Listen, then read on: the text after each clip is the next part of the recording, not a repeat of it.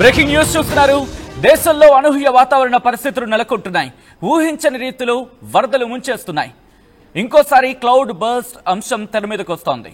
మరి ముఖ్యంగా ఈ రోజు కూడా ఇటు ఉత్తరాది నుంచి మొదలు పెడితే మన తెలంగాణకు సంబంధించి కూడా క్లౌడ్ బర్స్ట్ పెను విధ్వంసాన్ని సృష్టించింది.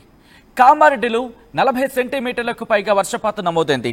ఇంకా చెప్పాలంటే 48 గంటల్లో ఏకంగా 65 సెంటీమీటర్ల వర్షపాతం అంటూ కూడా చర్చ జరుగుతుందంటే అర్థం చేసుకోవచ్చు. మన కామారెడ్డి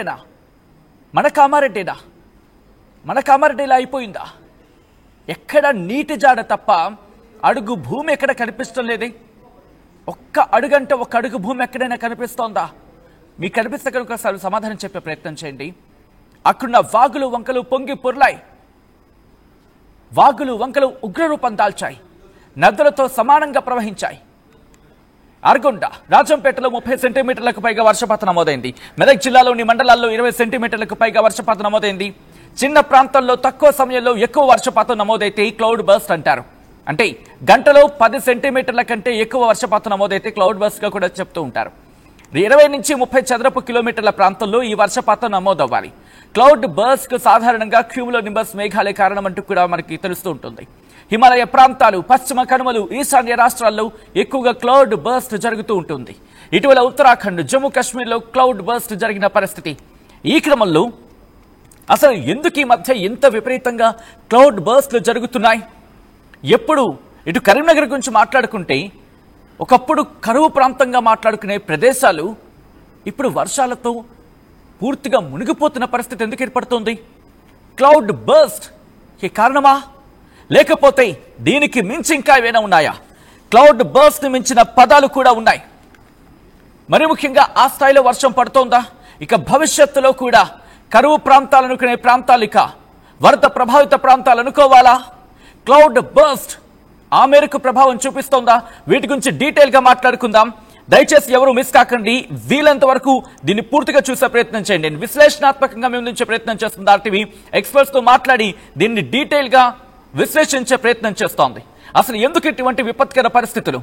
మరి ముఖ్యంగా 50 ఏళ్లలో, అంటే నేను కూడా పుట్టి ఉండనప్పటికీ చాలా మంది 90s కిడ్స్ ఎవరు చూసుండరు. 50 ఏళ్లలో కని విని ఎరుగని వరదలు ఇవి. అంటే అర్థం చేసుకోవచ్చు ఎందుకు ఏం జరుగుతోంది. క్లౌడ్ బర్స్ట్ ఇప్పుడు ఎందుకు ఇంత విపరీతంగా అటు ఉత్తరాది దక్షిణాది ఎక్కడా తేడా లేకుండా కుమ్మొదలేస్తున్నాయి, బతుకుల్ని ఛిద్రం చేస్తున్నాయి. సో ఈ నేపథ్యంలో దీని గురించి డీటెయిల్ గా మాట్లాడుకుందాం. మనతో పాటు Banaras university retired professor Prithviraj కూడా మనతో పాటు లైవ్ లో జాయిన్ అవుతున్నారు. ఒకసారి పృథ్వీరాజ్ గారి దగ్గరికి వెళ్లే ప్రయత్నం చేస్తున్నాను. పృథ్వీరాజ్ గారు నమస్తే అండి. నమస్కారం అండి. పృథ్వీరాజ్ గారు, క్లౌడ్ బర్స్ట్ గురించి మాట్లాడుకునే ప్రయత్నం చేద్దాం. ఫ్లడ్ అంటే ఏంటి? చాలా మందికి ఫ్లడ్ అంటే రోడ్డు మీద కొంచెం వాటర్ కనిపిస్తే చాలు అదేంటి వరదలా ప్రవహిస్తుంది అంటూ ఉంటారు. అసలు ఫ్లడ్ అనే పదాన్ని ఎలా చూడాలి? ఎందుకు ఈ స్థాయిలో విపరీతమైన వరదలు సంభవిస్తున్నాయంటే ఎలా చూడాలండి దీన్ని? వరద యాక్చువల్లీ మన రివర్ ఛానల్స్ అండి. గట్లు మించి పైకి పొంగితే దాన్ని ఫ్లడ్ అంటాం. ఓకే, దాని రివర్ ఛానల్ ఉంటుంది కదా. అవును, రివర్ వ్యాలీ, రివర్ ఛానల్. అవునండి. ఆ ఛానల్ గట్లు మేంచి పైకి పొర్లిపోయి పారితే ఒక షీట్ లాగా స్ప్రెడ్ అయిపోతే దాని ఫ్లడ్ ప్లెయిన్ మీద దాన్ని ఫ్లడ్ అంటాం. ఓకే. సో నదికి రెండు వైపులను ఫ్లడ్ ప్లెయిన్ అని ఉంటుంది సాధారణంగా. అన్ని చోట్ల ఉండదు అనుకోండి. అలా ఉన్న దగ్గర ఆ ఫ్లడ్ ప్లెయిన్ మీద నివాసాలు ఉన్నా, లేకపోతే ఫీల్డ్స్ ఉన్నా, పొలాలు అయ్యి ఉన్నా, దానిపైకి నీరు ఒక షీట్ కింద 1 అడుగు 2 అడుగులు 3 అడుగులు మునిగిపోతే దాన్ని ఫ్లడ్ అంటాం. అది యాక్చువల్ ఫ్లడ్.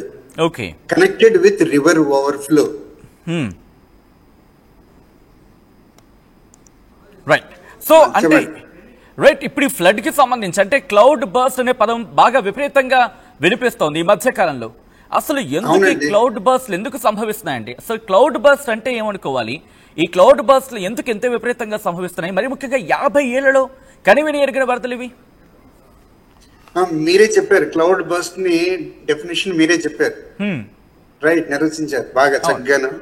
ఇప్పుడు ఇది ఒక ప్రకృతిలో వచ్చిన విపరీతం కాదండి. ప్రకృతి దాని పని దాన్ని చేసుకుంటాను. రైట్.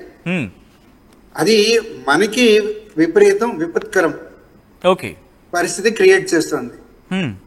ఇప్పుడు మనకి పొలాలు ఉన్నాయండి, పొలాలు ఎప్పుడు లో ల్యాండ్స్ లోనే ఉంటాయి. అవునండి. సో అవి ఇటువంటి విపరీతాలు జరిగినప్పుడు, క్లౌడ్ బస్ట్ లాంటి విపరీతాలు జరిగినప్పుడు ముందు ముందు ఫ్యూచర్ లో ఇవి చాలా కామన్ అయ్యే అవకాశాలు చాలా ఉన్నాయండి. ఓకే. ఇప్పుడు అదే ఏదో వన్స్ ఇన్ 10 years పిరియాడిసిటీ, కానీ ఇది కామన్ అయ్యే అవకాశాలు ఉన్నాయి. మనం ప్రికాషన్స్ తీసుకోవాలి. అంటే ఈ క్లౌడ్ బస్ మనం గుర్తించే అవకాశం ఉంటుందండి, ముందుగా గుర్తించే అవకాశం? ఎస్, ముందుగా గుర్తించే అవకాశాలు ఉంటాయండి. మన మెట్రలాజికల్ డివిజన్ చాలా మనకి ఫోర్కాస్ట్ ఇచ్చింది కదా. అవును, మెట్రాలజీ డిపార్ట్మెంట్ ఫోర్కాస్ట్ ఇచ్చిందండి. అవును, ఫ్లడ్ రిస్క్ ఇచ్చింది, తర్వాత దాంతో పాటు కొన్ని రిస్క్ ప్రాంతాలకు సంబంధించి కూడా చెప్పొచ్చింది.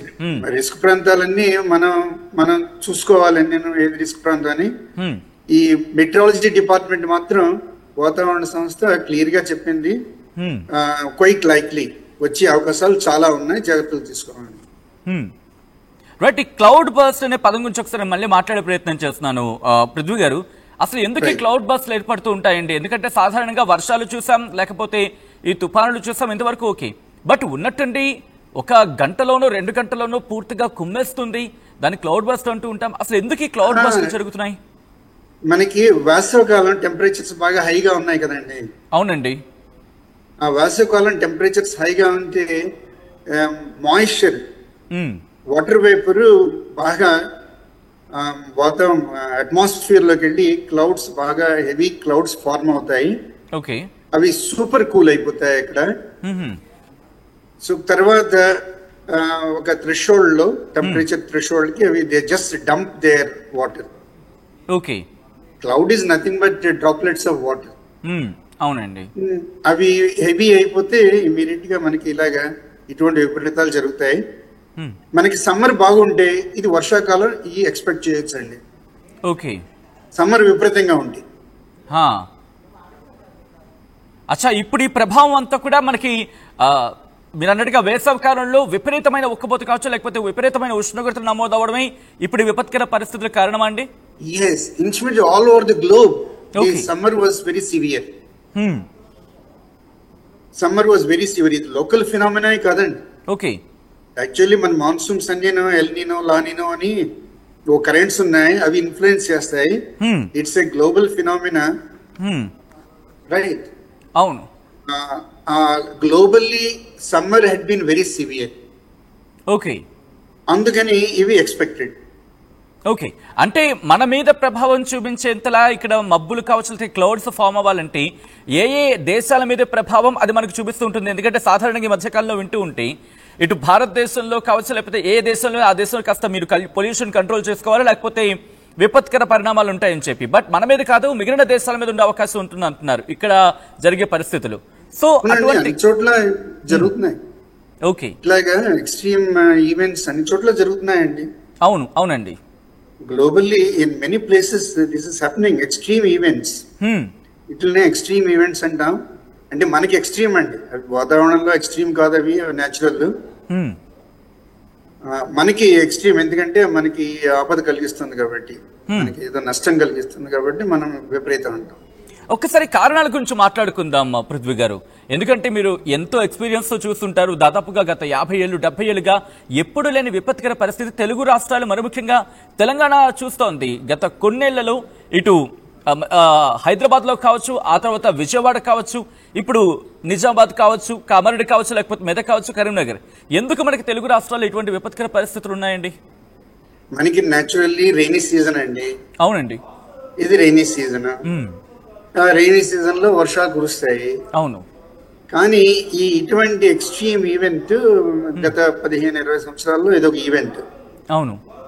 ఇట్లాగా yes, once in 10 years, once in decade